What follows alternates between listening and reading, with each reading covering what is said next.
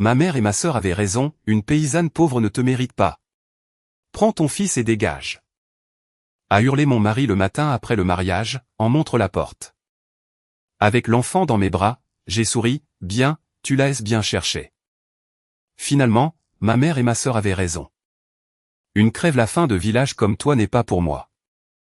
Prends ton avorton et fiche le camp, a lancé Didier le matin après notre mariage, en pointant du doigt la porte ouverte de notre nouvel appartement dans la capitale.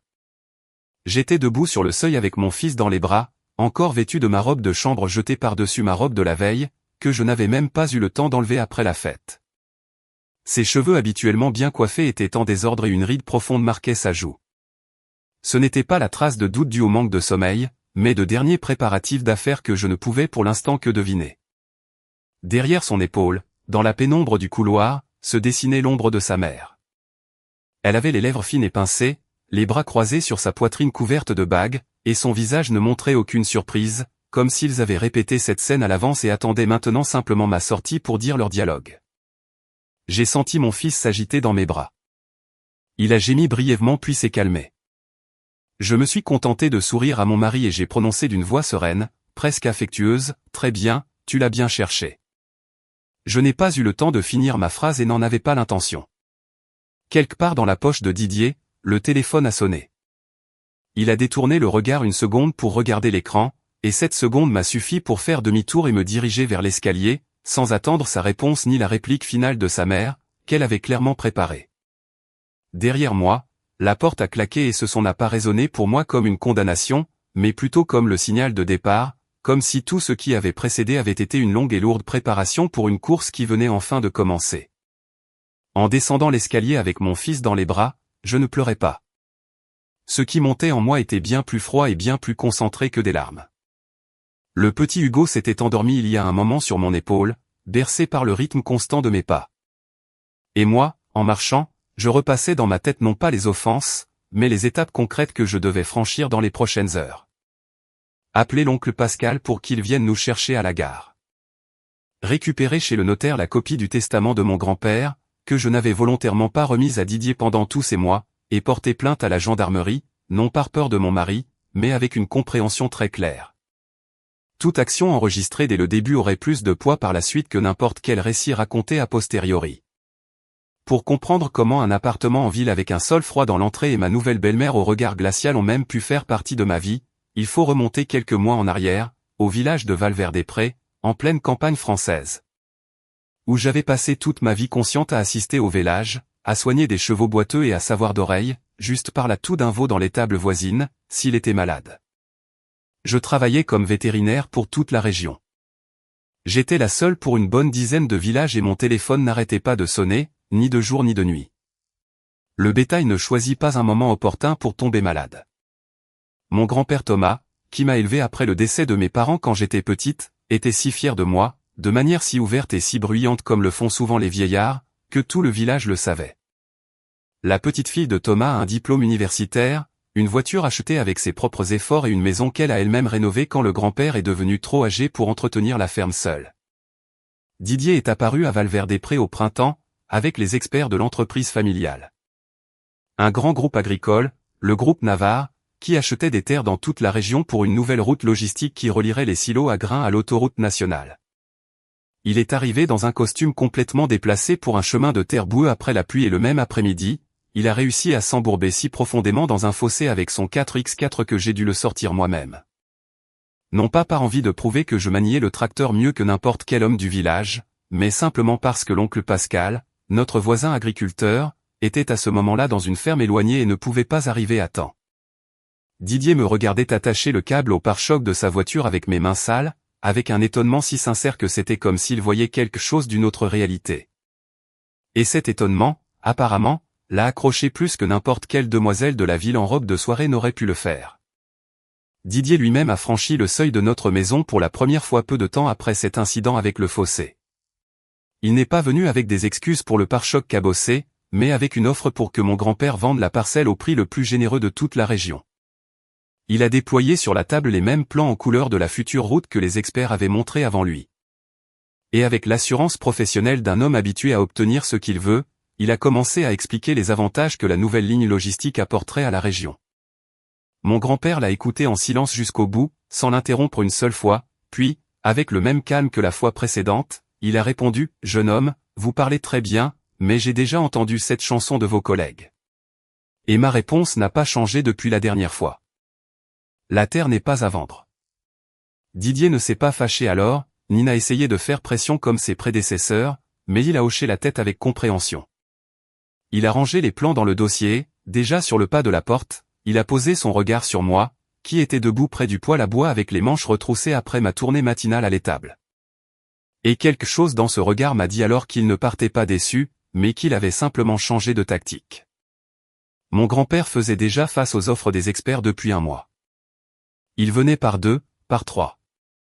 Il déployait sur la table de la cuisine des cartes avec des lignes colorées de la future route et nommait des chiffres qui faisaient briller les yeux des voisins.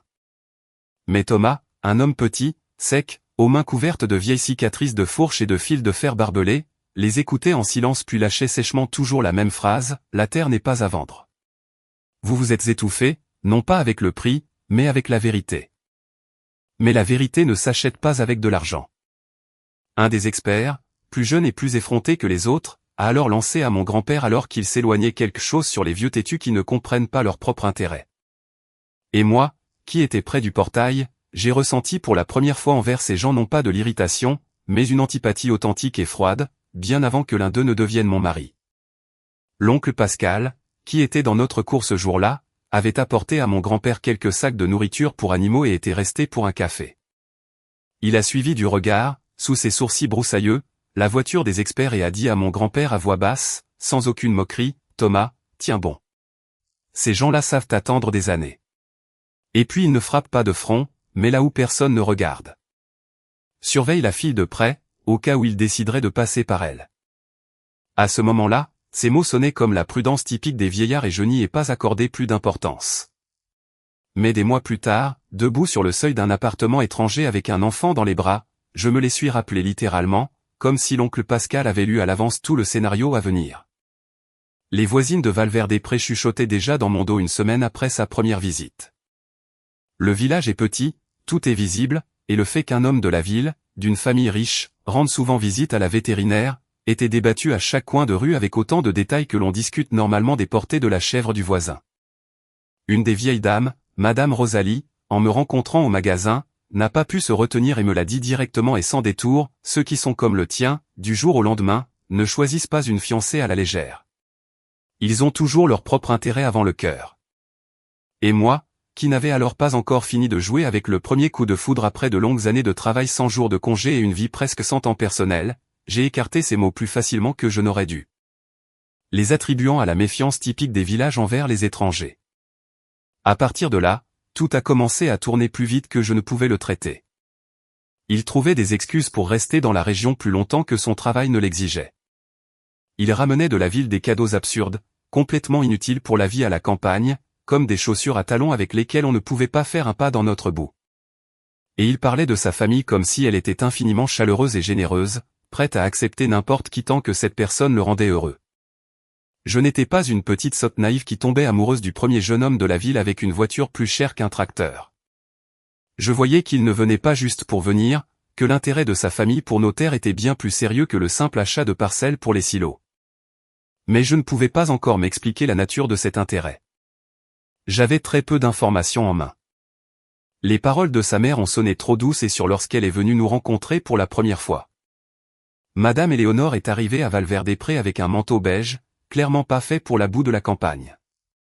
Elle est descendue de la voiture sur la pointe des pieds comme si elle avait peur de tacher non seulement ses chaussures, mais elle-même rien qu'en touchant notre terre. Et après avoir inspecté notre maison de haut en bas, du porche desséché au cadre de fenêtres fraîchement peints mais simples, elle a étiré ses lèvres fines en un sourire qui m'a donné un frisson dans le dos, bien avant que je puisse en expliquer la raison. « Quelle femme d'intérieur tu es, apparemment, a-t-elle dit, me prenant le menton avec 2 doigts couverts de bagues, comme si elle évaluait une génisse de pure race à la foire au bétail. Une véritable trouvaille pour notre famille. Avec ces mains-là, tu ne te perdras pas. » Dans sa voix, il n'y avait pas une once de la chaleur que les mots suggéraient, seulement l'intérêt tenace et calculateur d'une acheteuse évaluant le coût d'une acquisition. La première fois que j'ai senti que quelque chose n'allait pas, c'est quand mon grand-père s'est soudainement empressé de mettre les titres de propriété de la maison et des terres à mon nom. Auparavant, il avait toujours reporté cela pendant des années, prétextant que la paperasse n'était pas de son âge ni pour sa santé. Et soudain, il m'a emmené lui-même chez le notaire dans la capitale de la province, sans expliquer la raison de cette hâte, répétant seulement que la petite fille devait avoir tout proprement à son nom tant qu'il avait encore la force de conclure l'affaire. J'ai attribué cela à l'inquiétude typique des personnes âgées, mais j'ai remarqué avec quel intérêt exagéré Didier m'a ensuite demandé comment avançait la procédure. Il posait des questions trop détaillées pour quelqu'un qui aurait dû s'en moquer. Didier ne m'a pas demandé en mariage lors d'un dîner romantique ni avec une bague dans une coupe de champagne, mais de manière routinière. De passage, en s'arrêtant à Valverde-Prés après un voyage d'affaires, il a sorti une petite boîte de la poche de sa veste. Il me l'a tendue sur la table de la cuisine qui était pleine de certificats vétérinaires et a prononcé d'un ton plus commercial qu'émotionnel, « Lucie, il est temps que nous formalisions cela. Les affaires vont bien, donc il est inopportun d'attendre plus longtemps. Marions-nous ce mois-ci. » À ce moment-là, le mot « inopportun » a attiré mon attention. Il n'a pas dit qu'il ne voulait pas ou ne pouvait pas attendre plus longtemps, mais précisément que c'était inopportun, comme s'il ne s'agissait pas d'une demande en mariage, mais de reporter une réunion d'affaires. Mais je l'ai mis sur le compte de sa retenue habituelle à montrer ses sentiments, ce pourquoi j'étais aussi tombée amoureuse de lui au début, confondant la froideur avec la force de caractère. Le mariage a eu lieu rapidement, plus vite que d'habitude, plus vite que je ne l'avais moi-même prévu. Et Didier expliquait cette hâte en disant qu'il ne voulait pas que l'enfant naisse hors mariage, bien que vu les dates, cela n'avait plus d'importance. Hugo est né un mois avant notre mariage civil à l'hôpital de la capitale, où l'on m'avait emmené en ambulance depuis le village. Au bureau de l'état civil, où Didier et moi sommes allés déposer les papiers, la fonctionnaire plus âgée, en remplissant les documents, a soudainement commenté à voix haute, sans s'adresser à personne en particulier. Qu'il était étrange que le fiancé appelle lui-même de la région pour accélérer le mariage. Normalement, ce sont les fiancés qui sont pressés. Et elle a ajouté que Didier, apparemment, était venu la voir une semaine avant notre visite commune. Seul, sans moi. Il avait demandé si la date pouvait être fixée à un jour précis lié, selon ses mots, à d'importantes circonstances familiales. J'ai alors hoché la tête machinalement, comme si ce détail ne signifiait rien, mais j'ai noté mentalement qu'il ne m'avait rien dit d'aucune circonstance familiale qui exigerait une date exacte. Et qualifier le mariage des « importantes circonstances familiales » en parlant avec une fonctionnaire de l'état civil et non avec moi, était pour le moins étrange. La mère de Didier, Madame Éléonore, est venue à l'hôpital le lendemain de l'accouchement. Elle n'a pas apporté de fleurs ni demandé comment j'allais, mais elle a apporté un dossier de documents qu'elle m'a demandé de signer simplement pour traiter les aides pour l'enfant. Et moi, encore en convalescence de l'accouchement, épuisé par une nuit blanche, si ce n'était pas parce qu'un point en petits caractères à la fin de la deuxième page m'avait alerté, que je m'étais forcé à lire jusqu'au bout avant de prendre le stylo. Ce point n'avait rien à voir avec une aide quelconque, mais c'était une sorte de consentement pour la gestion temporaire du patrimoine du mineur par le père en tant que tuteur dans l'intérêt de l'enfant. La formulation était si ambiguë et si étrangère au sujet des aides que j'ai lâché le stylo et j'ai dit tranquillement à Madame Éléonore que je signerai plus tard, quand j'aurai moi-même clarifié avec un avocat ce qu'était réellement ce document. Ma belle-mère m'a alors regardé pour la première fois sans son masque habituel de courtoisie, avec un regard bref et calculateur, de la façon dont on regarde une chose inopinément têtue qu'on s'attendait à obtenir sans résistance. Et elle a rapidement rangé le dossier dans son sac, marmonnant quelque chose sur le fait qu'elle enverrait une autre version. « Tu es sûrement fatigué » a-t-elle dit déjà à la porte, se retournant avec son sourire mielleux précédent, comme si de rien n'était. « Repose-toi, on aura le temps de parler de paperasse. Il n'y a pas d'urgence. » Mais dans ses yeux, dans la façon dont elle a arrêté son regard sur mon sac, où j'avais gardé le dossier à moitié signé, on lisait exactement le contraire. Bien sûr qu'il y avait urgence, et le temps, apparemment, ne se comptait pas en semaines, mais en jours. Je n'ai pas discuté ni ne me suis indigné à voix haute. J'ai simplement hoché la tête. J'ai attendu qu'elle sorte de la chambre et immédiatement, encore depuis mon lit d'hôpital, j'ai composé le numéro de ce même notaire où étaient conservés les documents du grand-père pour lui demander de faire, par précaution, des copies certifiées conformes de ma carte d'identité et de l'acte de naissance d'Hugo, non pas parce que je connaissais exactement le plan des Navarres, mais par une règle simple que j'avais apprise de mon grand-père. Les papiers importants ne doivent exister ni en un seul exemplaire, ni entre les mains d'une seule personne. Une semaine avant le mariage, Didier est venu à l'improviste à Valverde-Prés, seul, sans sa mère et sans son cortège habituel de chauffeurs. Il s'est assis avec moi sur le porche et est resté longtemps silencieux, regardant le coucher de soleil sur la campagne, comme si c'était la première fois qu'il le voyait vraiment. Et puis, il a soudainement dit à voix basse, presque en un murmure, « Tu sais, parfois je pense que si je laissais tomber toute cette affaire, si je partais avec toi et Hugo quelque part où personne ne se soucie de nos noms de famille, nous serions plus heureux. » À ce moment-là, j'ai presque cru à cette minute de sincérité. C'était si inattendu. En contraste avec son assurance mesurée habituelle. Mais une demi-heure plus tard, sa mère l'a appelé et en retournant à la voiture après une brève conversation, il est redevenu le même, concentré, distant. Comme si cette minute de faiblesse sur le porche avait été une fissure accidentelle dans un moule forgé depuis longtemps qu'il s'était empressé de reboucher. C'est alors que, pour la première fois, je me suis sérieusement demandé pourquoi la famille Navarre, propriétaire du plus grand groupe agricole de toute la province, avait besoin d'un mariage avec une fille de la campagne sans le sou. Et pourquoi était-il si pressé de légaliser le mariage et de signer des papiers sur les biens de l'enfant, avant même que je me sois remise de l'accouchement? La réponse n'est pas venue d'un seul coup, mais par bribes. D'abord, à travers une phrase lâchée par l'oncle Pascal, qui a commenté devant moi que les terres du grand-père, maintenant à mon nom, se trouvaient exactement sur le tracé de la future voie logistique que les Navarre essayaient de construire depuis des années pour contourner les parcelles voisines. Tous les autres propriétaires refusaient de vendre ou demandaient un prix que le groupe agricole n'avait pas l'intention de payer. Le grand-père fut le seul de toute la région à s'accrocher à sa terre, non par avidité, mais par principe. Ce qui était à lui ne se vendait pas. Quoi qu'ils offrent, il est devenu pour l'entreprise Navarre le principal obstacle à son expansion. Et quand il est mort, paisiblement dans son sommeil, à la fin de l'hiver, me laissant toutes les propriétés, cet obstacle n'a pas disparu, mais s'est transformé en une nouvelle tâche d'un autre type. Comme on ne pouvait pas acheter la terre au vieux têtu, on pouvait l'obtenir en se mariant avec son héritière, puis, en réglant tout par le biais des biens matrimoniaux et de la garde de l'enfant, procéder tranquillement à un divorce à leurs propres conditions.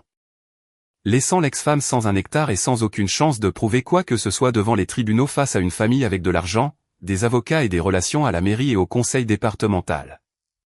Je n'ai pas découvert tout ce plan en une seule seconde de révélation.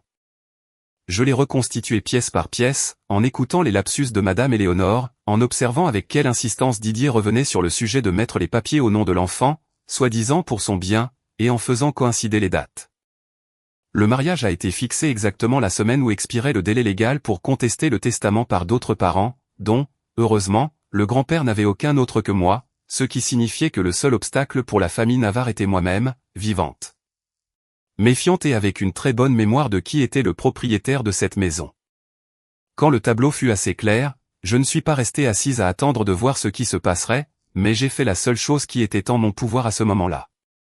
J'ai sorti du coffre-fort du grand-père au village le testament original et tous les documents des terres qu'il avait lui-même cachés derrière le double fond de la vieille armoire, une cachette que seuls nous deux connaissions et dont Didier, apparemment, ne se doutait même pas. Et j'ai apporté des copies au notaire dans la capitale en lui demandant d'enregistrer officiellement la date de remise et le contenu des papiers. Bien avant tout mariage. Je n'avais pas l'intention de supporter des humiliations pendant des années, en rassemblant des preuves de la trahison d'autrui miette par miette. Je ne rassemblais pas des preuves d'une trahison qui n'avait pas encore eu lieu, mais je créais une assurance contre ce qui se préparait déjà clairement. Et je l'ai fait calmement, sans drame, sachant exactement pourquoi j'avais besoin de faire ce pas. Je suis allé au mariage quand même, non pas avec l'espoir naïf que tout s'arrangerait, mais avec une idée très claire. Sans un enregistrement officiel, les Navarre ne pourraient mener à bien aucune de leurs manœuvres de paperasse, ce qui signifiait que plus tôt la formalité serait accomplie, plus tôt le terrain serait ouvert pour leur prochain mouvement, que je préférais voir venir à l'avance. Plutôt que de deviner à l'aveugle. Les invités au banquet portaient les toasts habituels à la jeune famille. Madame Éléonore souriait aux invités avec une chaleur si impeccable qu'aucun des présents ne soupçonnerait en elle autre chose qu'une belle-mère attentionnée. Et la sœur de Didier, Béatrice, une fille petite, aux cheveux courts et aux gestes brusques, presque masculins, a prononcé un discours sur le véritable amour qui surmonte tous les obstacles, en regardant non pas vers moi, mais vers son téléphone. Comme si elle comptait déjà les heures jusqu'au moment où l'obstacle disparaîtrait de lui-même. Dans une pause entre les danses, en sortant dans le couloir du restaurant pour chercher de l'eau pour Hugo, j'ai entendu sans le vouloir un fragment d'une conversation de Madame Éléonore au téléphone derrière la porte entr'ouverte d'une salle de service. Elle parlait de manière sèche, avec un ton d'affaires complètement différent de celui qu'elle utilisait avec les invités à table. Oui, la signature est aujourd'hui. Que les avocats préparent le dossier pour lundi. Nous réglerons la garde légale dès que nous nous serons mis d'accord. Il n'y a pas de raison d'attendre, plus tôt nous clôturerons l'affaire avec cette ferme, plus tôt nous oublierons ce comte de Pecno. Je n'ai pas réussi à entendre avec qui elle parlait exactement, ni vu l'écran du téléphone, mais les mots eux-mêmes suffisaient pour comprendre. La conversation ne portait pas sur les préparatifs du mariage, mais sur quelque chose de planifié à l'avance, pour lequel mon propre mariage ne servait que de formalité nécessaire. Je suis retourné à la table avec le même visage tranquille qu'avant, sans montrer que j'avais entendu quoi que ce soit. Faire une scène à mon propre banquet aurait signifié leur donner un avantage que je n'avais pas l'intention de leur offrir. Et j'ai passé le reste de la soirée à danser, à sourire aux invités et à dire les mots de remerciement correspondant de manière si naturelle que même Didier, apparemment, ne s'est douté de rien, bien qu'une fois j'ai capté son regard long, comme s'il m'évaluait. Comme s'il avait lui aussi remarqué quelque chose dans ma légèreté feinte. J'ai dansé ma seule danse avec Didier en sentant sous ma main la tension dans son épaule qui n'était pas là il y a un mois, et j'ai compris que soit il doutait du plan de sa mère plus qu'il ne le montrait. Soit il était simplement fatigué de maintenir les apparences pendant les mois de préparation de cette scène. Ni l'un ni l'autre ne me réconfortait plus.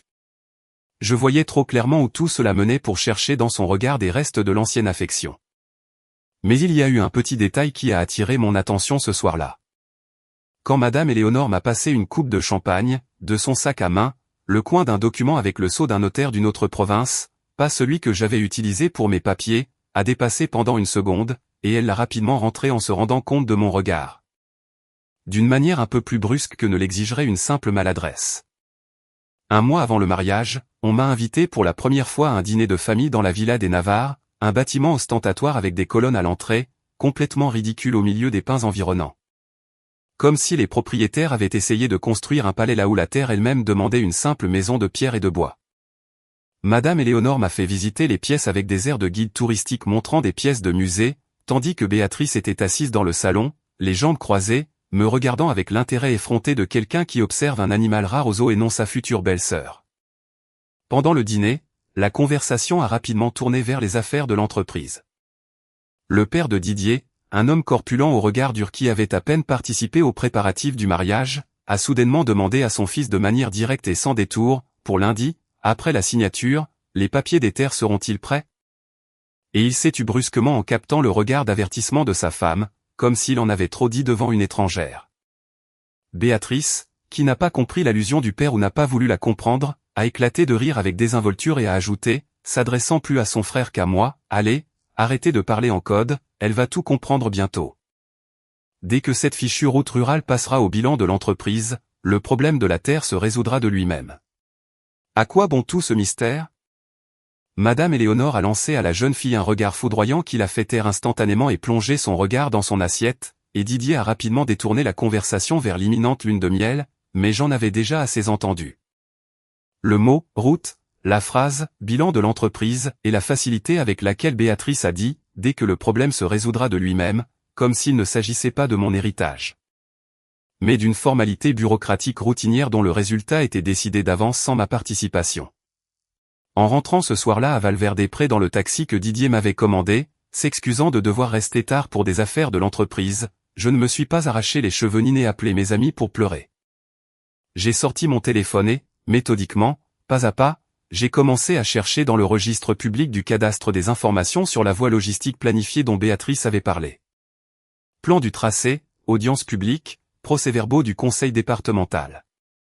À minuit, j'avais devant moi à l'écran une carte sur laquelle ma parcelle et celle du grand-père étaient entourées en rouge comme le seul maillon manquant dans une chaîne de fermes déjà achetée par le groupe agricole. Sans cette terre, toute la ligne perdait son sens, ce qui signifiait que pour les Navarres, je n'étais pas un simple obstacle, mais la seule clé de leur projet multimillionnaire. La nuit après le banquet s'est déroulée dans un silence inconfortable et tendu. Didier est rentré de l'appartement de sa mère, où il était soi-disant allé chercher quelques affaires oubliées, tard, agité et distrait. Il a refusé d'expliquer ce qui s'était passé et s'est couché face au mur. Et le lendemain matin, dès que je me suis levé pour m'occuper du bébé qui pleurait, il a explosé dans cette même scène sur le seuil, où il m'a accusé de ne pas être à sa hauteur ni à celle de sa famille, et m'a exigé de prendre mon fils et de partir immédiatement. comme s'il avait passé toute la nuit, non pas à douter, mais à exécuter une décision définitive prise par quelqu'un d'autre, dont il ne faisait que prononcer la volonté à voix haute. En descendant ce même escalier avec mon fils dans les bras par ce matin froid, je composais déjà le numéro de l'oncle Pascal, non pas pour lui pleurer au téléphone, mais pour lui demander de venir nous chercher à la gare et, s'il le pouvait, de chercher au village une vieille connaissance du grand-père, un juge d'instruction à la retraite qui avait autrefois conseillé Thomas sur des questions de terre et connaissait les sales secrets des affaires locales mieux que n'importe quel avocat de Paris. Je savais que ce qui m'attendait n'était pas une seule bataille, mais toute une chaîne de mouvements que les Navarres feraient l'un après l'autre pour tenter de m'expulser de ma propre histoire. Mais je savais aussi autre chose. J'avais dans mon sac des papiers dont ils ignoraient l'existence et dans ma mémoire des détails qui formaient un plan bien plus glissant et dangereux que la simple antipathie d'une belle-mère pour sa belle-fille du village. L'oncle Pascal, qui nous attendait sur le quai avant même que le train ne s'arrête complètement, m'a regardé brièvement en face, a pris mon sac et a dit au lieu de me saluer, « À tes yeux, je vois que tu ne viens pas pour pleurer, mais pour te battre. » Tant mieux, parce que je craignais déjà de devoir te consoler tout le chemin au lieu de nous mettre au travail. J'ai souri malgré moi pour la première fois ce matin-là, pour la première fois de manière sincère et non avec ce sourire forcé que j'avais maintenu devant Didier sur le seuil. Et je lui ai raconté brièvement tout ce que j'avais réussi à comprendre et à entendre au cours des dernières 24 heures, la conversation à la dérobée au banquet, la question étrange du père de Didier sur les papiers des fermes. La route mentionnée par Béatrice et la parcelle marquée en rouge sur la carte. Pascal écoutait sans m'interrompre, serrant de plus en plus fort le volant de son vieux 4x4. Et quand j'ai terminé, il a répondu brièvement et directement, « Alors il est temps d'ouvrir ce que le grand-père a caché pour les jours sombres. » Il m'a dit une fois que si un jour il s'en prenait sérieusement aux terres, il y aurait un moyen de leur tenir tête. Et pas de n'importe quelle manière. À la gare, ce n'était pas seulement Pascal qui m'attendait dans sa voiture, mais aussi un homme inconnu avec un beau manteau, qui s'est présenté comme l'avocat avec lequel, a-t-il dit, le grand-père lui-même lui avait demandé de prendre contact. Bien avant le mariage, bien avant toute cette histoire. Il pressentait que tôt ou tard, la terre héritée par sa petite-fille attirerait l'attention de ceux qui étaient habitués à obtenir ce qu'ils voulaient sans demander la permission. L'avocat, un homme âgé de petite taille, au regard attentif et légèrement plissé de celui qui a l'habitude de lire entre les lignes de n'importe quel document, m'a remis une enveloppe scellée avec les instructions du grand-père et m'a dit de manière concise que maintenant que je m'étais marié et avais eu un enfant, c'était le moment juste de l'ouvrir. Nous nous sommes installés dans la voiture de l'oncle Pascal, nous abritant du vent glacial. Moi, tenant Hugo endormi dans un bras, de l'autre main, j'ai déchiré avec soin le papier épais de l'enveloppe. À l'intérieur, il n'y avait pas une seule feuille, mais tout un mince dossier sur la première page duquel, avec l'écriture grande et régulière du grand-père, il était écrit, « Si tu lis ceci. » Cela signifie qu'ils ont finalement essayé et qu'il est temps d'ouvrir la boîte en fer blanc sous le plancher, celle qui est sous la lame près de la fenêtre. Là se trouve tout ce qu'ils doivent savoir sur moi et sur eux-mêmes, bien avant toi. L'avocat, maître Arthur, qui observait mon visage, a ajouté à voix basse qu'il avait personnellement vu le contenu de cette boîte lorsque le grand-père était venu le voir pour la première fois il y a quelques années. Et que les documents qui y étaient conservés étaient capables non seulement d'arrêter les Navarres, mais de renverser complètement l'histoire de leur arrivée dans notre région. Mais il a refusé de donner plus de détails, disant seulement qu'il serait préférable que je le découvre moi-même à la maison, sans oreilles indiscrètes. Je regardais les lettres irrégulières du grand-père, la petite carte dessinée à la hâte par lui au dos de la feuille, où une croix marquait la planche près de la fenêtre de la vieille maison en pierre. Et pour la première fois de toute cette longue et épuisante matinée, je ne ressentais pas de l'anxiété, mais de la pure adrénaline. Cette même adrénaline de chasseuse que le grand-père admirait tant en moi depuis l'enfance, lorsque je trouvais un animal malade grâce à des traces presque invisibles là où d'autres ne voyaient qu'un pré vide. Le 4x4 s'est mis en route vers Valverde-Prés et moi, berçant mon fils endormi, je savais déjà que la prochaine rencontre avec les Navarres allait se dérouler dans des conditions très différentes des leurs. Le trajet jusqu'au village a duré un peu plus d'une heure et pendant tout ce temps, je suis restée silencieuse, regardant par la fenêtre les champs que je connaissais depuis l'enfance, couverts par les premières gelées. Et Pascal, comme s'il sentait que j'avais plus besoin de silence que de mots à ce moment-là, n'a pas non plus tenté de le rompre. Une seule fois, en nous approchant des abords du village, il a lâché au passage, « La maison n'a pas été chauffée depuis le jour de l'enterrement. Je t'allumerai le poêle moi-même pendant que tu t'installes avec le petit, et nous regarderons les papiers à la lumière. Nous n'allons pas soulever les planchers dans le noir. » Les lumières aux fenêtres des maisons voisines s'allumaient déjà les unes après les autres. Le village se réveillait pour la traite du soir et dans ce mouvement routinier de la vie, il y avait quelque chose qui me donnait bien plus de force que n'importe quel mot de réconfort. Ici, parmi les gens qui me connaissaient depuis ma naissance, entre les murs du grand-père et ses cachettes, je n'étais pas la belle-fille abandonnée d'un appartement de la ville, mais la propriétaire de ma terre. Prête à découvrir enfin quelle arme m'avait laissé en héritage l'homme qui avait passé toute sa vie à m'enseigner une règle simple, il faut savoir défendre ce qui est à soi jusqu'au bout, et non avec des mots, mais avec des actes. La planche du plancher près de la fenêtre n'a pas cédé du premier coup. Avec les années, la maison s'était tassée, le bois avait gonflé à cause de l'humidité et j'ai dû faire levier avec un couteau jusqu'à ce que la planche cède enfin avec un craquement sourd, révélant un trou étroit et poussiéreux où se trouvait la boîte de cacao, attachée avec une ficelle. Hugo dormait dans son couffin près du poêle. Pascal s'affairait dans la cour avec le bois, me laissant délicatement seul avec l'héritage du grand-père. Et moi, assise directement sur le sol à la lumière d'une lampe à pétrole, j'ai défait la ficelle avec des doigts qui tremblaient d'émotion et non de froid. À l'intérieur, il n'y avait ni argent ni bijoux, mais une liasse de vieux documents jaunis, une copie d'un acte de propriété d'il y a un demi-siècle. Qui attestait que la parcelle sur laquelle se dressait maintenant la villa des Navarre avec ses colonnes ridicules appartenait à l'origine à mon arrière-grand-père et lui avait été arrachée au moyen d'un billet à ordre falsifié par le grand-père de l'actuel Didier. Un homme dont on parlait toujours dans la famille comme le fondateur qui avait bâti la ferme à partir de rien avec effort et flair pour les affaires. Le billet à ordre, joint ici même, était clairement écrit avec une autre écriture, très différente de la signature de mon arrière-grand-père sur les documents annexes.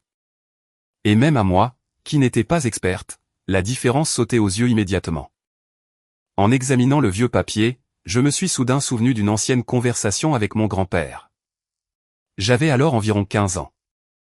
Nous réparions la clôture dans un pré éloigné et je lui ai demandé pourquoi il n'allait jamais en justice avec les voisins pour une limite de propriété contestée, alors qu'il avait clairement raison. Il a posé le marteau. Il m'a regardé très sérieusement, sans son sourire habituel de vieil homme, et a dit, aller en justice par principe, quand il te manque la force et les preuves, ne sert qu'à énerver l'adversaire et à perdre bêtement son temps. Mais si un jour tu rassembles assez de preuves, de force et le bon moment, alors frappe vite et sans hésiter. On n'a peut-être jamais une deuxième chance comme ça. À l'époque, ces paroles m'avaient semblé être la sagesse paysanne typique sur la patience. Mais maintenant, tenant entre mes mains les preuves d'une fraude vieille de 50 ans, je comprenais que mon grand-père m'avait préparé à ce moment bien avant que Didier Navarre n'apparaisse même dans ma vie. En dessous, il y avait une lettre du grand-père lui-même, adressée directement à moi, écrite de son écriture serrée qui tremblait à la fin des lignes, comme il écrivait toujours quand il était particulièrement nerveux. Il expliquait tout. Toute sa vie, il avait rassemblé des preuves de cette ancienne injustice, non par vengeance, mais au cas où un jour la famille Navarre étendrait à nouveau la main vers le peu qu'il restait à notre famille. Et il me conseillait, le cas échéant, de ne pas aller directement au tribunal, mais d'abord voir maître Arthur, le juge d'instruction à la retraite de la région, qui connaissait bien toute cette histoire depuis sa jeunesse. À la fin de la lettre, il y avait une ligne isolée, comme si le grand-père l'avait ajoutée après le texte principal, un peu plus tard. Et souviens-toi, petite, je ne veux pas que tu vives aigrie par la vengeance, je veux que tu vives en paix. Mais parfois, la paix ne s'obtient pas avec la patience, mais avec un coup précis au moment exact. N'aie pas peur de le donner quand l'heure viendra. Je me suis adossé au poêle, tenant dans mes mains le papier fragile par le temps. Et pour la première fois en ces 24 heures, je ne ressentais ni anxiété ni adrénaline, mais une compréhension lourde et sereine de l'ampleur de ce qui se passait. Le mariage, la hâte, la question étrange du père de Didier sur les documents, la conversation de Madame Éléonore au téléphone. Tout cela n'était pas le caprice d'une belle-mère avare, mais une tentative désespérée de combler une brèche d'un demi-siècle dans les fondations de leur empire familial, avant que quelqu'un de l'extérieur ne puisse y jeter un œil. Pour comprendre ce qui s'est passé exactement dans les quelques heures qui se sont écoulées entre cette découverte et la scène sur le seuil de l'appartement avec laquelle ce récit a commencé, il faut revenir un peu en arrière, là où j'ai laissé le lecteur au début. Près de la porte que Didier maintenait grande ouverte. Cette nuit-là, en rentrant à la maison après le banquet, Didier a reçu un appel après 2 heures du matin. J'écoutais à travers la porte entr'ouverte de la chambre. Ses réponses courtes et sèches, pleines d'une tension qui n'avait jamais résonné dans sa voix pendant tous les mois de nos fiançailles. Oui, maman, je comprends. Non, elle n'a rien signé. J'ai déjà dit que demain à la première heure, sans excuse. des bribes me parvenaient. Et bien que je ne puisse pas en saisir le sens complet à ce moment-là, le ton de la conversation ne laissait aucun doute. Quelque chose s'était passé qui exigeait une solution immédiate et urgente, et cette solution avait à voir avec moi. Le lendemain matin, dès que je me suis levé pour m'occuper d'Hugo qui pleurait, Didier était déjà assis dans la cuisine avec le même dossier de documents que sa mère avait essayé de me faire signer à l'hôpital. Sauf que maintenant le dossier était plus épais et à côté se trouvait un stylo méticuleusement placé en travers des feuilles, comme s'il était préparé à l'avance pour ma signature. « Lucie, nous devons régler quelques papiers en urgence », a-t-il commencé avec le même ton d'affaire que celui avec lequel il m'avait demandé en mariage. « C'est une formalité, une procuration sur les biens de l'enfant jusqu'à sa majorité pour protéger ses intérêts pendant que l'on gère le changement de nom après la mort de ton grand-père. » J'ai pris le dossier, je l'ai feuilleté lentement, page par page, et j'ai vu exactement ce que je craignais. Sous un titre d'apparence respectable se cachait le droit total de disposer des terres d'Hugo, c'est-à-dire mes terres mises formellement au nom de mon fils pour de nombreuses années, avec droit de vente, de location et de caution sans mon consentement. Ce n'est pas une tutelle, c'est donner les droits de la terre à ta famille, ai-je dit tranquillement, en écartant le stylo sur le côté. Et à cette même seconde, derrière Didier, est apparue à la porte de la cuisine la silhouette de Madame Éléonore, qui était apparemment arrivée à l'aube expressément pour cette conversation. « Laisse tomber tes grands airs de noblesse de village », a-t-elle prononcé avec cette politesse glaciale qui faisait plus peur que n'importe quel cri. « Signe pendant qu'on te le demande gentiment, ou mon fils décidera lui-même quoi faire de toi et de l'enfant. » J'ai ostensiblement éloigné le stylo des papiers et j'ai demandé directement, en regardant non pas Didier, mais sa mère, « Et si je refuse, qu'est-ce que vous comptez faire exactement, Madame Éléonore ? Puisque vous avez apparemment préparé non seulement les papiers de la tutelle, mais aussi un plan d'action si je refuse. » Cette question l'a clairement prise au dépourvu. Pendant une seconde, la confusion de quelqu'un habitué à dicter les conditions et non à répondre à des questions est apparue dans ses yeux, mais elle s'est rapidement ressaisie et a lancé durement, « Alors tu te compliqueras la vie toi-même, et celle de l'enfant au passage. » Didier a fait un mouvement comme s'il voulait contredire sa mère. Il m'a lancé un regard fugace, presque d'excuse, cette même fissure que j'avais déjà vue une fois sur le porche de Valverde-Prés, et pendant un instant, il m'a même semblé qu'il était prêt à prendre mon parti, à dire à sa mère qu'elle était allée trop loin. « Maman, peut-être que nous ne devrions pas être si durs, a-t-il murmuré avec incertitude, mais elle l'a coupé net sur le champ. Il a suffi que Madame Éléonore répète son nom d'un ton tranchant qui n'admettait aucune réplique. « Didier, tu as promis de régler cette affaire hier soir et non de te mettre à faire du sentiment le matin. » Il s'est redressé. Il m'a regardé avec des yeux très différents, froids, distants, comme si la personne en face de lui n'était pas l'homme qui, il y a un mois, parlait de son désir de partir avec moi et Hugo, loin des affaires familiales, et il a prononcé ces mêmes mots qui ont servi d'ouverture à ce récit. Finalement, ma mère et ma sœur avaient raison.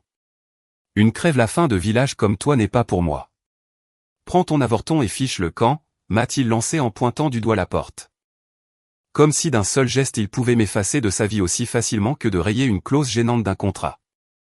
Je n'ai pas ressenti de douleur, seulement une compréhension lucide et sobre.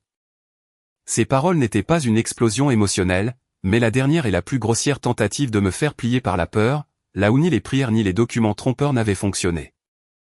Je lui ai souri au visage avec ce même sourire serein qui cachait non pas le désespoir, mais le calcul froid de quelqu'un qui a déjà un plan pour les prochaines heures. Et j'ai prononcé, « Très bien, tu l'as bien cherché. » Sans finir la phrase que je comptais lancer ensuite, à savoir qu'à partir de maintenant, je n'allais pas agir comme une belle fille offensée par la grossièreté, mais comme l'héritière légitime qui avait entre ses mains suffisamment de papier pour mettre leur empire sens dessus-dessous. En descendant les marches de l'entrée avec mon fils dans les bras quelques minutes plus tard, je comprenais déjà que retourner à Valverde-Prés n'était pas une fuite, mais une retraite stratégique vers une position où j'aurais accès aux archives du grand-père. À des gens qui connaissaient la vérité sur cette famille depuis des décennies, et à ce même maître Arthur, dont je ne connaissais pas encore le nom à ce moment-là, mais que le destin, ou plutôt, la prévoyance du grand-père, me préparait déjà comme allié. Assise sur le sol près du poêle avec le contenu de la boîte entre les mains, je voyais enfin le tableau complet. Madame Éléonore était pressée non seulement de régler la tutelle, mais de boucler toutes les questions juridiques en suspens avant l'expiration du délai de prescription. Après lequel le billet à ordre falsifié il y a un demi-siècle pourrait être légalement contesté devant les tribunaux par d'anciens témoins encore en vie. Et l'un de ces témoins, comme on pouvait le déduire de la lettre du grand-père, vivait encore et résidait dans la capitale, dans une maison de retraite où j'ai décidé d'aller le lendemain matin, sans attendre que les Navarre fassent leur prochain mouvement. Le matin, j'ai appelé maître Arthur, un homme grisonnant et de petite taille, aux yeux attentifs et quelque peu délavé par l'âge, qui m'a reçu sur le seuil de sa modeste maison comme s'il attendait cette visite depuis des années. Ton grand-père m'avait prévenu que tôt ou tard, cette histoire referait surface, a-t-il dit en me faisant asseoir à la table et en examinant attentivement les papiers que je lui apportais. Sauf que je pensais que nous aurions plus de temps pour nous préparer, et non à peine un jour après ton propre mariage. Il me l'a expliqué calmement et directement, sans dramatiser.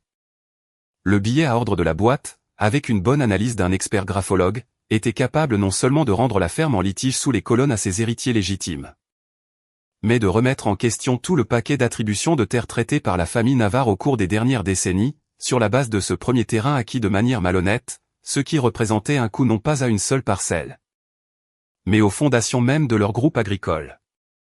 Regarde, a-t-il dit en déployant sur la table, à côté du billet à ordre, une carte de la région pleine de marques au crayon. Cette ligne indique la limite originale des terres de ton arrière-grand-père. Et ici, il a pointé un peu plus loin, se trouve la limite que les Navarre revendiquent aujourd'hui comme la leur au cadastre. Entre ces deux lignes, il n'y a pas seulement la parcelle sous leur villa, mais aussi une partie des terres sur lesquelles ils ont déjà construit leurs entrepôts de céréales.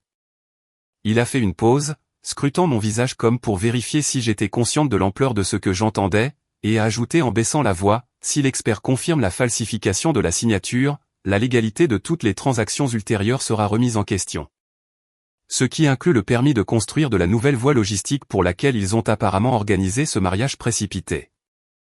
Maître Arthur a appelé au même instant, sans délai, une vieille connaissance, un expert graphologue indépendant qui avait travaillé sur ces cas à l'époque où il était juge.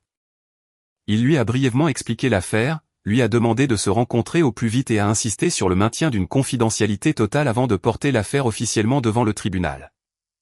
Une expertise d'une écriture d'il y a un demi-siècle n'est pas l'affaire de 2 jours, m'a-t-il prévenu. En raccrochant le téléphone, il a ajouté, il faudra des échantillons d'autres documents signés par ton arrière-grand-père à la même époque pour les comparer, et ces papiers sont normalement conservés aux archives départementales, auxquelles nous devrons demander une réquisition officielle demain à la première heure. J'ai hoché la tête, ajoutant mentalement les archives à la liste des affaires urgentes, et j'ai senti que pour la première fois de toute la journée, la lutte prenait non seulement une forme émotionnelle, mais des contours très concrets et tangibles. Une liste de mesures à prendre et pas seulement une mer de soucis. À peine avais-je eu le temps d'assimiler l'ampleur des options qui s'ouvraient devant moi que le téléphone a commencé à sonner dans mon sac. Un numéro inconnu, une voix de femme qui s'est présentée comme fonctionnaire des services sociaux, m'a informé sèchement qu'ils avaient reçu une plainte à mon nom de la part du père du mineur, demandant une évaluation urgente des conditions de vie de l'enfant. Et qu'ils m'attendaient donc le lendemain à 10 heures du matin dans leur bureau avec le petit pour un entretien. Maître Arthur, qui avait entendu la conversation, a secoué la tête, non pas de surprise, mais de lassitude, comme quelqu'un qui avait exactement prévu cette étape. Ils ont agi rapidement. Comme ils n'ont pas pu te prendre la terre par la gentillesse en utilisant l'enfant, ils vont maintenant essayer de te prendre l'enfant pour te faire pression sans avoir besoin de documents, en utilisant la peur d'une mère de perdre son fils. Je ne me suis pas laissé emporter par la panique.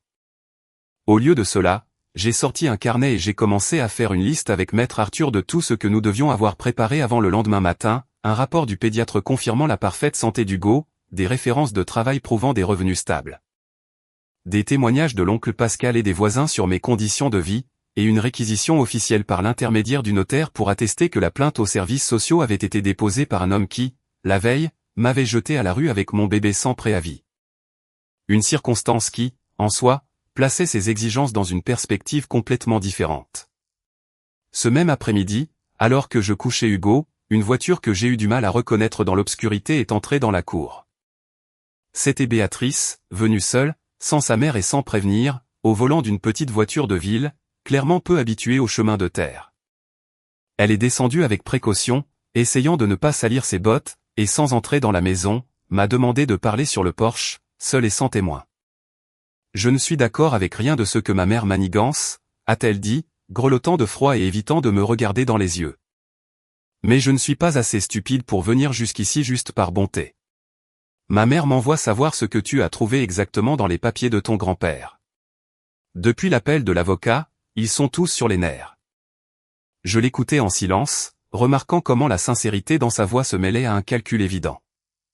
Et sans lui révéler un seul mot du contenu de la boîte, je lui ai répondu avec sérénité, « Dis à ta mère qu'elle le saura bientôt, en même temps que le juge, et que les prochaines conversations, il vaut mieux les avoir par l'intermédiaire de mon avocat et non par des visites familiales nocturnes. » Béatrice, qui s'était déjà retournée vers la voiture, s'est arrêtée soudainement et a ajouté d'un ton complètement différent, à voix basse et sans son arrogance initiale, « Tu sais, mon père ne se rend pas compte de la moitié de ce que ma mère complote.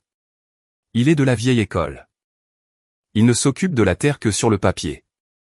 Et tout ce remue-ménage de documents et de gardes, c'est elle qui le dirige exclusivement. Et Didier fait simplement ce qu'on lui dit. Il a plus peur d'elle que de n'importe qui au monde, y compris, il me semble, de toi. » Elle l'a dit non pas comme une justification, mais comme la constatation d'un fait qu'elle-même, apparemment, traînait depuis longtemps avec un arrière-goût de honte pour sa propre famille. Et dans cette brève confidence, a percé la seule chose qui, de toute la nuit, m'a semblé vraiment vivante et humaine dans ses paroles. Béatrice ne s'attendait clairement pas à un refus aussi direct. Pendant une seconde, quelque chose de semblable au respect, mêlé de confusion, est apparu dans ses yeux. Mais elle s'est rapidement ressaisie, a haussé les épaules et est partie sans dire au revoir, n'emportant absolument rien avec elle, à part mon silence catégorique. Maître Arthur, qui avait observé la scène depuis la fenêtre, a commenté après son départ que cette visite parlait d'elle-même de la panique dans le camp adverse, plus que n'importe quel mot. S'ils avaient un sol ferme sous les pieds, ils n'enverraient pas la fille espionner au village à 7 heures de la nuit. Cela signifie qu'ils ont aussi peur qu'ils espéraient effrayer. Le lendemain matin, Pascal, qui était venu m'aider avec les tâches ménagères, était inhabituellement sérieux et, mettant de côté la fourche, a admis, un peu honteux, la nuit dernière. J'ai reçu un appel d'un homme inconnu qui s'est présenté comme un représentant du groupe agricole Navarre et qui m'a offert une somme considérable en échange de quoi le voisin oublierait par hasard où le grand-père gardait les papiers à la ferme. Et au passage, il m'a conseillé de ne pas me mêler des affaires familiales des autres si je tenais à mon tracteur et à mes contrats avec la mairie. Pascal, en le racontant, a éclaté de rire avec ce sourire tordu si particulier qui est le sien, celui d'un homme qu'on ne peut pas intimider avec de l'argent. Et je lui ai dit clairement, le tracteur est à moi, acheté en me cassant le dos, et les contrats de la mairie, comme ils viennent, ils s'en vont. Si je dois échanger ma conscience contre eux, ce que pour le moment je n'ai pas l'intention de faire. Je l'écoutais, sentant comment à l'intérieur de moi ne grandissait pas la peur, mais mon ancienne et froide détermination. Si les Navarres avaient commencé à essayer de soudoyer même les voisins, c'était le signe qu'ils avaient vraiment eu peur sérieusement. Et par conséquent, l'arme que j'avais entre les mains était bien plus puissante que je ne l'avais moi-même réalisé la nuit précédente. La nuit avant mon rendez-vous avec les services sociaux, j'ai à peine dormi, non par peur, mais à cause du travail méthodique que je devais faire, rassembler des documents, appeler des connaissances dans la capitale. Prendre rendez-vous avec la pédiatre pour un examen urgent à la première heure avec Hugo. Mais il y a eu un moment, presque à l'aube, où, en berçant mon fils qui s'était réveillé près de la fenêtre, je me suis soudain regardé dans le reflet sombre de la vitre, le visage fatigué et hagard d'une femme qui, jusqu'à hier, croyait au vœu de mariage. Et j'ai senti monter à ma gorge non pas une colère calculée, mais un simple et pur ressentiment, pour la manière si grossière et rapide dont la vie avait traité sa confiance. Les larmes qui ont coulé alors n'étaient pas d'impuissance. Je ne me suis pas jeté par terre ni ne me suis laissé aller à de longues lamentations. Ce fut un soulagement rapide, presque physique, après lequel je me suis lavé le visage à l'eau froide du lavabo, j'ai recouché Hugo dans son couffin et j'ai repris la liste des affaires urgentes avec la même clarté d'esprit. Comme si cette brève explosion avait été une expiration nécessaire avant de reprendre mon souffle pour quelque chose de beaucoup plus long. Et à l'aube, quand je me suis enfin couché pour quelques heures, j'ai rêvé du grand-père, non pas avec un air angoissé, mais avec son image sereine et habituelle, comme s'il était simplement passé voir comment se déroulaient les travaux des champs. Et il a hoché la tête en signe d'approbation, me voyant ranger le dossier de papier dans mon sac. Très tôt le matin, alors qu'il ne faisait pas encore jour, j'ai emmené Hugo chez la pédiatre, le docteur Ruiz, une femme qui me connaissait depuis mes propres vaccins d'enfance et qui a donc accepté de me recevoir sans rendez-vous dès que je lui ai brièvement expliqué la situation. Dans le couloir, en attendant mon tour, j'ai entendu sans le vouloir la conversation de deux jeunes mères assises à côté qui commentaient le mariage d'un certain Navarre de la capitale. La nouvelle du scandale, à ce qu'il semblait, s'était propagée dans la région plus rapidement que n'importe quel bulletin officiel, s'entourant de rumeurs et de détails qui n'avaient rien à voir avec la réalité. L'une des femmes a lâché que la mariée, disait-on, s'était enfuie de chez eux parce qu'elle ne supportait pas la belle-mère. Et moi, en entendant cela, j'ai ressenti pour la première fois depuis longtemps un léger sourire presque ironique. Les commérages, curieusement, étaient plus proches de la vérité que ce que Madame Éléonore essayait sûrement de diffuser. Pendant qu'elle examinait mon fils, la docteure secouait la tête, non pas à cause de sa santé ou de ce côté-là, tout allait parfaitement bien mais à cause de toute l'histoire. Faut voir. Toute ta vie à mettre au monde les veaux des autres et tu n'as pas eu le temps de protéger ta propre famille, a-t-elle soupiré en remplissant le rapport. Mais puisque tu viens pour te battre et non pour pleurer, je vais te rédiger un certificat que même le ministre de la Santé en personne ne pourra pas contester. Dans ces paroles, il n'y avait pas la moindre trace de reproche, seulement l'empathie sincère des gens du village, qui vaut parfois plus que n'importe quel conseil juridique. Et je suis sorti de son cabinet avec le sentiment que la première ligne de défense pour la réunion aux services sociaux était solidement établie. Ce matin-là, juste avant de partir pour la capitale, des voisines ont commencé à s'approcher les unes après les autres de la cour de ma maison. Madame Rosalie a apporté un pot de lait pour l'enfant. Une autre voisine plus jeune m'a mis en silence dans les mains un petit sac de laine pour Hugo, et une troisième, sans dire de mots superflus, est simplement restée à mes côtés quelques minutes. Comme si par sa seule présence elle voulait dire, le village sait ce qui se passe et le village est de ton côté. Madame Rosalie, la même qui m'avait autrefois mise en garde contre les fiancés de la ville, n'a pas pu s'empêcher de faire un dernier commentaire presque triomphal en partant. Qu'est-ce que je t'avais dit alors? Il n'était pas à ta hauteur. Eh bien, voilà. Mais souviens-toi, on ne laisse pas piétiner les nôtres, même si c'est le directeur des services sociaux en personne qui vient. Et dans ces paroles, dépourvues de tout sentimentalisme, il y avait bien plus de soutien réel que dans n'importe quelle condoléance officielle. Le bureau des services sociaux m'a accueilli avec le décor typique de l'administration et une travailleuse sociale d'âge mûr au visage fatigué qui, à en juger par la façon dont elle feuilletait mon dossier, n'avait aucune envie de se mêler du scandale familial d'une entreprise importante. Je lui ai remis le dossier que j'avais préparé, le certificat médical de mon fils, les références professionnelles, les déclarations des voisins. Et avant qu'elle ne puisse poser la première question, je lui ai demandé calmement si elle était au courant que le plaignant, celui qui exigeait l'évaluation des conditions de vie de l'enfant, m'avait personnellement jeté, moi et le bébé, de notre domicile commun la veille, sans préavis. Nous laissant dans la rue par un matin glacial. Un fait qui, selon mes informations, devait figurer au procès-verbal car il avait un lien direct avec l'affaire.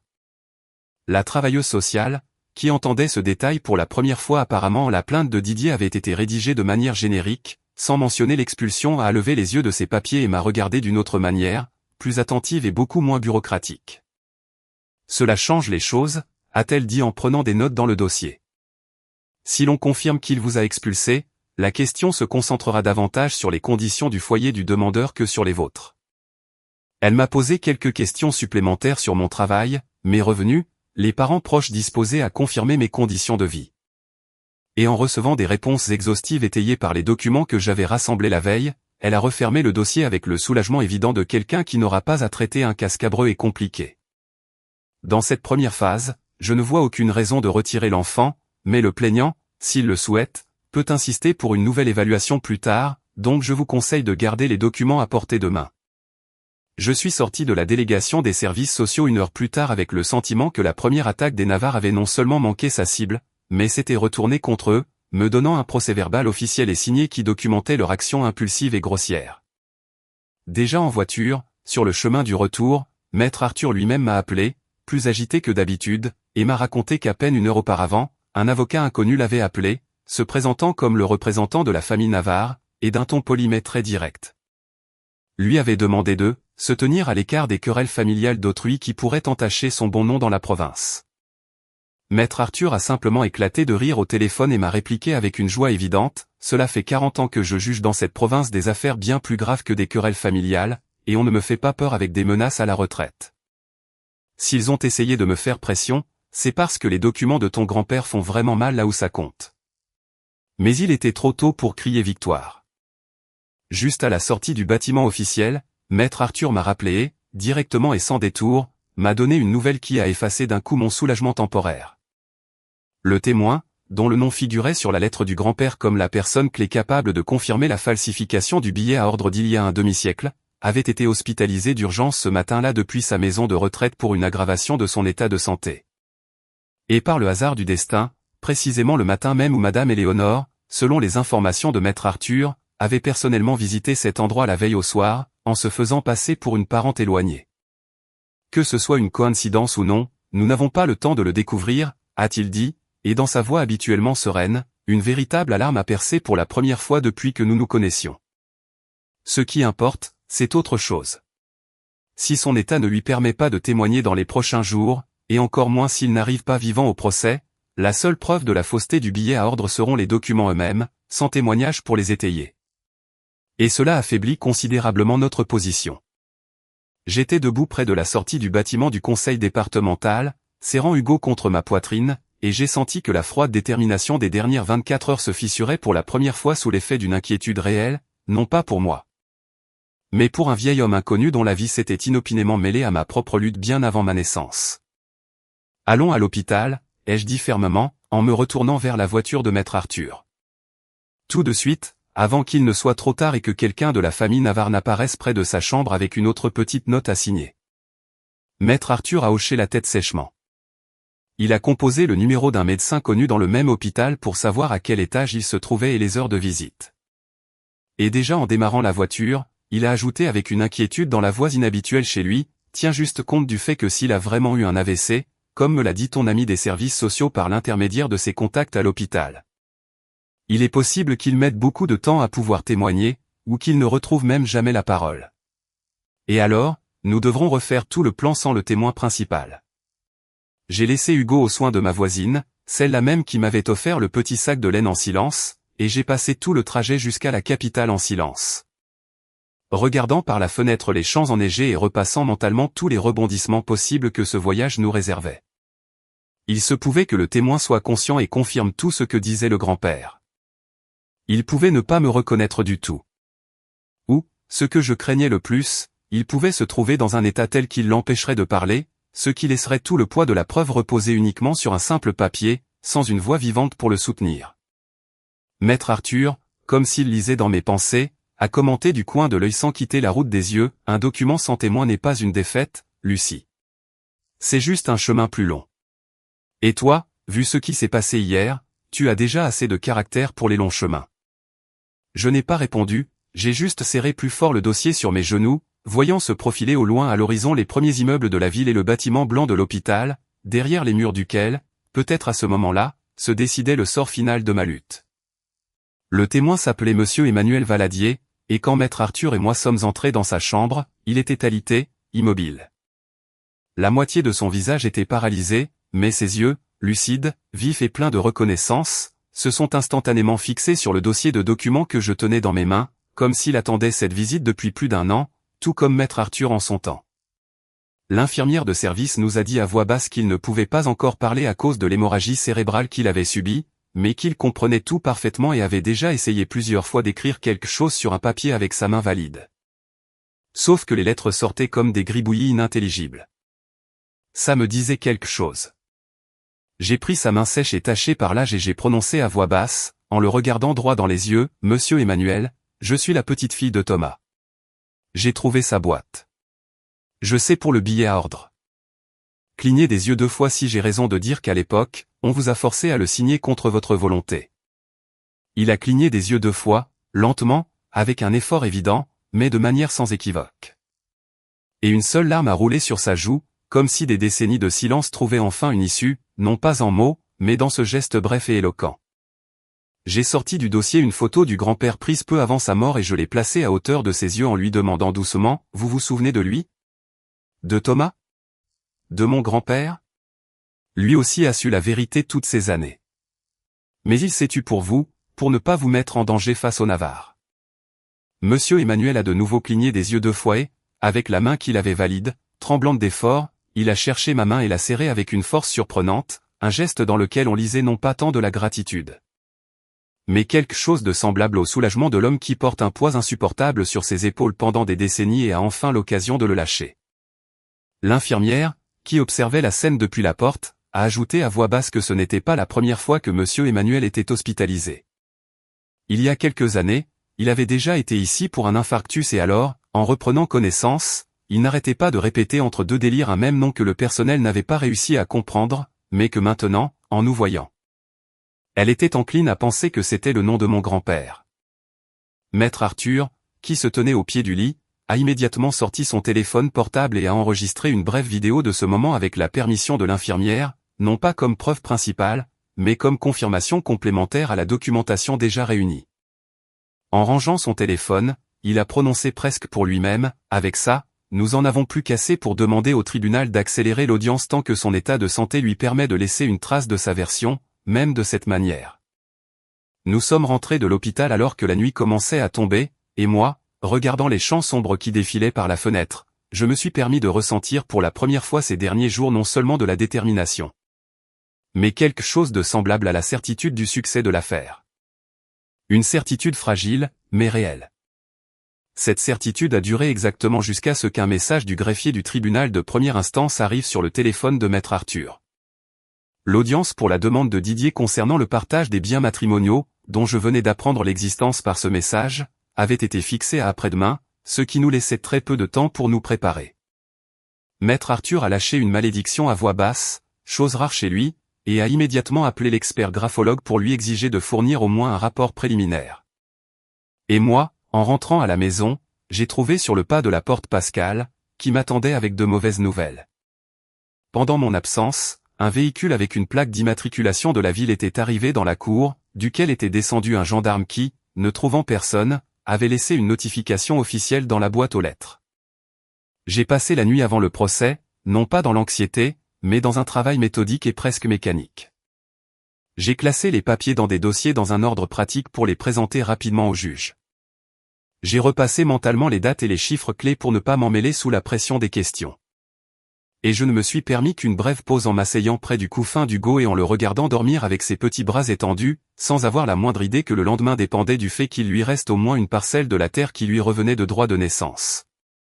Pascal, qui était passé à la première heure du matin pour voir comment les choses allaient, m'a trouvé déjà prête, le dos droit et le regard ferme de quelqu'un préparé à n'importe quelle issue, et au lieu de discours d'encouragement. Il m'a simplement tendu une petite pierre polie de la cour du grand-père.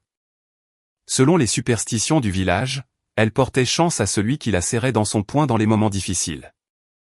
J'ai accepté le cadeau en silence, sachant très bien que ce qui déciderait de l'affaire n'était pas les superstitions, mais les documents. Mais j'ai quand même serré la pierre dans la paume de ma main lorsque, le lendemain matin, j'ai franchi les portes du tribunal de première instance. En ouvrant le papier avec des mains tremblantes de fatigue et non de peur, j'ai vu que ce n'était pas la convocation du tribunal pour le partage des biens, mais quelque chose de bien plus imprévu et dangereux.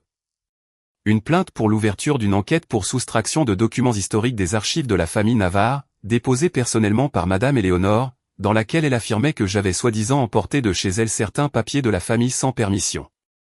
Pascal, qui lisait le papier par-dessus mon épaule, a laissé échapper un sifflement d'indignation. Quelle effronterie! Ils volent même la terre à ton arrière-grand-père il y a un demi-siècle et maintenant, en plus, ils veulent te faire passer pour une voleuse pour te mettre en prison avant que toute la vérité n'éclate. J'ai relu la notification, cette fois plus calmement, en faisant attention aux expressions. La plainte était rédigée de manière vague, sans spécifier quel document concret manquait, ce qui trahissait en soi sa nature précipitée et le produit de la panique. Normalement, à ces plaintes est joint un inventaire de ce qui a été volé, et non des phrases vagues sur des papiers familiaux. Je ne me suis pas permis de sombrer dans la panique ni dans des doutes excessifs. J'ai immédiatement appelé Maître Arthur et je lui ai résumé la notification, attendant son conseil. Mais au lieu de la confusion, j'ai entendu dans sa voix une concentration presque enthousiaste. C'est leur erreur. Pas notre ruine, a-t-il dit. Les documents auxquels elle fait référence n'étaient pas chez elle, mais dans une cachette à l'intérieur d'une propriété qui est légalement la tienne. Et cela se prouve facilement avec le plan cadastral que nous avons déjà. De plus, cette plainte en elle-même confirme indirectement qu'ils savaient parfaitement l'existence de ces archives et qu'ils ont une peur panique de ce qu'elles contiennent. Il m'a proposé de ne pas rester assise à la maison à attendre la résolution des autorités, mais d'aller moi-même, sans attendre de convocation, à la gendarmerie et de déposer une plainte pour faux témoignage, falsification de documents et subornation de témoins. Une manœuvre qui me sortait de la position d'accusée sur la défensive pour me transformer en partie accusatrice. Et c'est ce que j'ai fait le lendemain matin, en laissant Hugo avec Pascal et la voisine. Je suis allé à la gendarmerie seul, sans avocat, et j'ai exposé à l'enquêteur toute la chaîne des faits avec tranquillité et concision, la cachette dans ma propre ferme, la lettre du grand-père, la tentative de corruption du voisin. La visite de Madame Éléonore à la maison de retraite la veille de l'hospitalisation du témoin clé. Et avant de quitter le bureau, j'ai ajouté avec fermeté, si la famille Navarre continue de déposer de fausses plaintes pour détourner l'attention de ses propres problèmes avec la légalité de ses terres, la prochaine étape ne sera pas une plainte croisée, mais une plainte en diffamation. Et je la préparerai avec la même détermination que j'ai préparé tout le reste. Le gendarme m'a demandé si j'avais des preuves documentaires que la cachette avec les papiers se trouvait sur mes terres et non dans la villa des Navarre. Je lui ai remis le plan du registre de la propriété, où figurait l'emplacement exact de la vieille maison dans les limites de la ferme, obtenu la veille par l'intermédiaire de maître Arthur. Ainsi que la copie de la lettre du grand-père avec le croquis indiquant l'emplacement de la planche du plancher. Vous êtes très bien préparé, a-t-il commenté en feuilletant les papiers, et il a ajouté d'un ton beaucoup plus formel qu'avec de telles preuves, la plainte de Madame Éléonore risquait de se retourner contre elle pour dénonciation calomnieuse ou tentative de tromper les autorités. Ce qui était puni par la loi. À mon retour de la gendarmerie, je suis passé chez la voisine chercher Hugo et en sortant, je suis tombé dans la cour sur une petite assemblée spontanée des femmes du village qui parlaient des dernières nouvelles du scandale avec ceux de la ville avec la même fougue que l'on parlait des récoltes. L'une d'elles, en me voyant, a fait taire les autres et a lâché avec une approbation évidente, « Regardez-la, la nôtre, qui ne reste pas les bras croisés. » L'assistante sociale, la gendarmerie, la ville avec les avocats. C'est comme ça qu'on défend ce qui est à soi, et non en pleurant dans les coins. Et moi, prenant mon fils dans mes bras au milieu de ce cœur rustique mais sincère, j'ai senti pour la première fois en des semaines que le village ne voyait pas cela comme le malheur d'autrui qui m'était arrivé, mais comme une cause commune, dont l'issue intéressait tout le monde, à sa manière. L'agent, un homme plus âgé au regard fatigué mais attentif, m'avait écouté sans m'interrompre et à la fin, il a commenté sèchement, mais en approuvant mon attitude, il est rare que la partie lésée arrive aussi bien préparée. D'habitude, les gens pleurent en demandant de l'aide, mais vous me dictez pratiquement le procès-verbal. Ce à quoi j'ai répondu sans sourciller que je n'avais pas le temps pour les pleurs ni pour demander de l'aide tant que je n'avais pas terminé une bataille bien plus importante. De retour à la maison, je me suis arrêté à la villa du père de Didier, Monsieur Fernand Navarre, un homme avec qui, pendant tout le temps de notre relation, j'avais à peine échangé 10 mots, mais que, à en juger par ce que j'avais entendu au dîner de famille il y a un mois, on tenait clairement à l'écart de toute l'escroquerie concernant les terres et la garde. Je n'avais pas l'intention de lui supplier la clémence ni de me faire passer pour une victime. J'ai simplement sonné à la porte de sa villa. J'ai attendu qu'il sorte seul, sans sa femme, et je lui ai tendu en silence la copie de l'acte de propriété et du billet à ordre d'il y a un demi-siècle, en lui disant uniquement « Monsieur Fernand. Vous devez voir ceci avant que toute la région ne l'apprenne dans la salle d'audience plutôt que par la bouche de votre femme. » Il a regardé les papiers sur le porche pendant un long moment sans m'inviter à entrer. Et son visage, qui au début montrait un froncement de sourcils impénétrable, a commencé à changer. J'ai pu voir comment dans les yeux d'un homme âgé et corpulent perçait, plus que de la fureur, le poids de la reconnaissance, comme s'il soupçonnait quelque chose comme ça depuis longtemps, mais avait préféré ne pas regarder cette partie de l'histoire familiale. Enfant, j'entendais des bribes de conversation sur les billets à ordre de mon père, a-t-il dit enfin, regardant dans le vide vers le jardin enneigé dans l'obscurité, et non vers moi. Mais j'ai toujours pris ça pour des ragots de vieux jaloux de la région, et non pour des vérités. Et maintenant que vous voyez les papiers de vos propres yeux, ai-je demandé sans détour, sans le laisser s'échapper avec l'évasion si propre à cette famille. Il est resté silencieux, se frottant le menton lourd, et a mis du temps à répondre. Maintenant, je vois que toute ma vie, tout l'effort dont je me vantais tant devant mon fils et mes petits-enfants, repose sur des fondations qui peuvent s'effondrer en une seconde, dès que le juge regardera ces papiers avec plus d'attention que quelqu'un ne l'a fait il y a des années. Il a levé les yeux. Un regard fatigué et lourd d'un homme qui termine ses jours au milieu de richesses dont l'origine venait de cesser d'être pour lui un secret confortable. Et il a ajouté à voix basse, « Ma femme a toujours été plus audacieuse que moi pour les affaires. Je me suis habitué à ne pas discuter, à me fier à son instinct entrepreneurial, mais apparemment.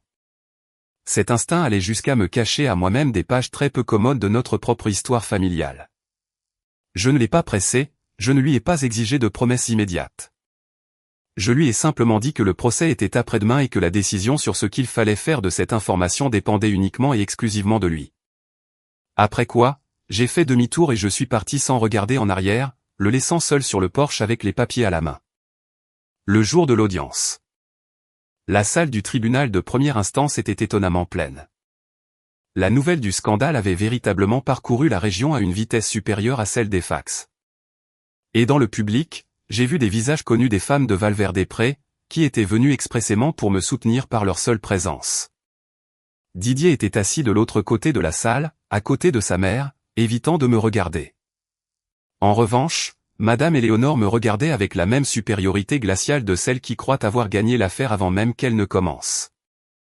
La séance a commencé par l'exposé de la partie de Didier par l'intermédiaire de son avocat, un jeune juriste arrogant qui insistait sur le fait que la ferme enregistrée à mon nom était, en pratique, un bien matrimonial acquis pendant la période de validité du mariage grâce à l'investissement et à la gestion de la famille du mari, et il exigeait son partage à parts égales. J'ai écouté ces arguments avec le même calme avec lequel j'assistais autrefois au vélage compliqué d'une vache stressée, sachant que la panique ne fait qu'empirer les choses.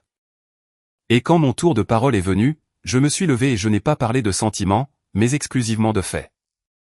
Les terres appartenaient à ma famille bien avant que je ne connaisse Didier. Tous les titres de propriété étaient à mon nom avant l'état civil et il n'y a eu aucun investissement économique de la part de la famille du mari, ni en démarche ni en entretien, ce que mes relevés bancaires prouvaient. La magistrate, après m'avoir écouté, m'a posé quelques questions brèves et directes. Elle a vérifié les dates auxquelles la ferme est passée à mon nom, m'a demandé d'où j'avais tiré l'argent exactement pour réparer la maison en pierre et s'est intéressée à savoir si vraiment le demandeur n'avait pas participé une seule fois au paiement des factures ou des réparations de la propriété. J'ai répondu à toutes les questions d'une traite, avec des dates et des chiffres exacts, comme si je savais à l'avance ce qu'elle allait me demander. Vous êtes étonnamment bien préparé pour quelqu'un qui, il y a si peu de temps, se consacrait exclusivement à la médecine vétérinaire, a commenté la juge avec une certaine ironie sèche. Ce à quoi j'ai répondu, imperturbable, Madame la juge, quand on passe ces années à sortir des veaux à l'aube par n'importe quelle tempête, on s'habitue à être préparé à tout imprévu et non à s'en remettre à la chance. Et dans la salle, on a entendu de légers rires de sympathie qui ont détendu la tension pendant une seconde. Maître Arthur, qui intervenait ensuite non pas à titre privé, mais comme conseiller juridique officiel en droit agraire, a présenté à la salle le rapport de l'expert graphologue arrivé littéralement la veille au soir et qui accréditait de manière incontestable que la signature du billet à ordre d'il y a 50 ans avait été falsifiée. Et il a en outre fourni l'enregistrement de la vidéo dans la chambre d'hôpital où M. Emmanuel Valadier admettait avoir été forcé de signer le dit document contre sa volonté. Un brouhaha sourd mais indubitable a parcouru la salle. La magistrate, une femme d'âge mûr au regard attentif et légèrement fatiguée, a demandé le silence et s'est plongée dans la lecture du matériel présenté, formulant des questions de clarification auxquelles Maître Arthur répondait avec précision et sans fioriture sentimentale. L'avocat de Didier a tenté de contester le fait que des documents d'il y a un demi-siècle n'étaient pas pertinents dans la cause actuelle sur le partage des biens, assurant qu'il s'agissait d'une circonstance distincte et étrangère au litige présent. Mais la juge, regardant du coin de l'œil le plan cadastral qui marquait les limites, a signalé sèchement que l'origine de l'enregistrement de la parcelle avait bien un lien direct avec la titularité des droits sur la propriété et a demandé à la défense de s'en tenir au fond de l'affaire. L'avocat, réticent à s'avouer vaincu, a tenté de l'aborder sous un autre angle. Même en supposant que le billet à ordre ait été falsifié, le délai de prescription pour les litiges patrimoniaux de ce type avait expiré depuis longtemps, de sorte qu'au niveau légal, invalider une transaction vieille de 50 ans n'avait aucun sens. Et il a prié le tribunal de se concentrer exclusivement sur l'actualité du partage patrimonial entre les conjoints. Maître Arthur, attendant son tour, lui a répliqué posément, le délai pour réclamer la transaction proprement dite a peut-être expiré, en effet. Mais le cas d'escroquerie et de détournement d'actifs qui vient de faire surface concerne pleinement la détermination de qui était le propriétaire légal au moment de contracter mariage, ce qui exclut, par définition, la considération légale de la ferme comme bien matrimonial. Une subtilité juridique que la magistrate a semblé apprécier, à en juger par l'attention avec laquelle elle prenait des notes. Madame Éléonore, qui jusqu'alors avait conservé son sang-froid, s'est soudainement tendue visiblement et a échangé de rapides murmures avec l'avocat, tandis que Didier restait immobile, fixant un point fixe.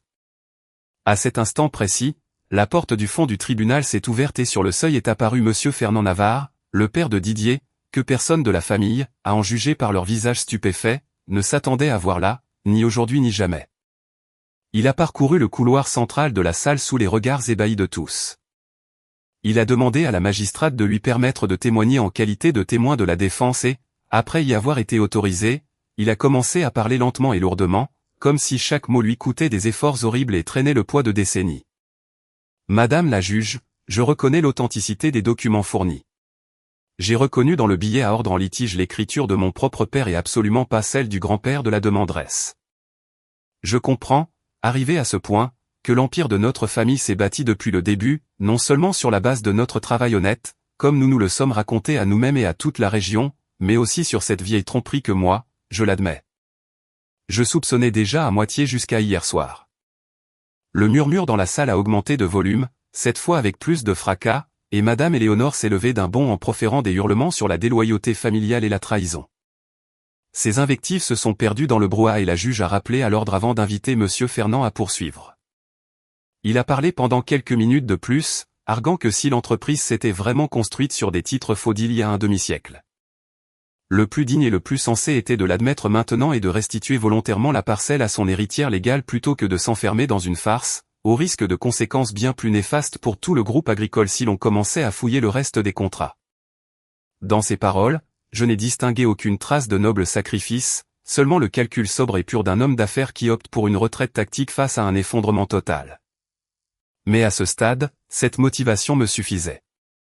L'essentiel était que la vérité sorte de la bouche de la dernière personne dont le tribunal se méfierait pour étouffer toute l'affaire.